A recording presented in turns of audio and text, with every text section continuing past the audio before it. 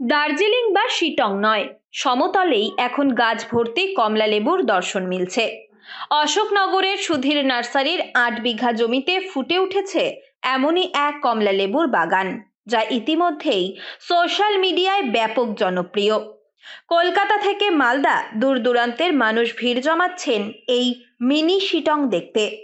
প্রায় ১৩ বছরের চেষ্টা এবং পরিশ্রমে কমলা লেবু চাষে সাফল্য পেয়েছেন অশোকনগরের বাসিন্দা নারায়ণ মণ্ডল। কমলা বাগান নিয়ে আমি আজকে প্রায় ১৩ বছর ধরে আমি এই নিয়ে রিচার্জটা করছি। মানুষ আমাকে প্রচুর পরিমাণে সাড়া দিয়েছে, যে প্রচুর পরিমাণে যে কমলা এবং মিষ্টতা, পাহাড়ে যেরকম আমাদের যেই সমতলে যে এতটা মিষ্টতা হবে আমিও ভাবতাম না। কিন্তু আমি আস্তে আস্তে আস্তে ঠিক এই ক্লাইমেটে মিষ্টতা সত্যি বাস্তব, যেটা সেটা হচ্ছে, মিষ্টি হচ্ছে, মানুষ খাচ্ছে, বুঝছে যে হ্যাঁ এও চলবে। কিন্তু বাজারের থেকে এই কমলা আরো মিষ্টতা দেখছি বাড়ছে।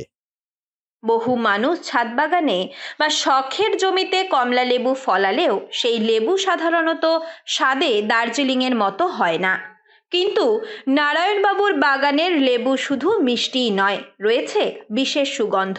বাগানে রয়েছে সবেদা, মিষ্টি বড় মুসম্বি যা খোসা সহ খাওয়া যায়, কাঁটা ছাড়া বেল, মিষ্টি তেঁতুল, ঘট বাতাবি, সুইট লেমন, ইউনিক জাতের পেয়ারা ও বাহারি আম গাছ।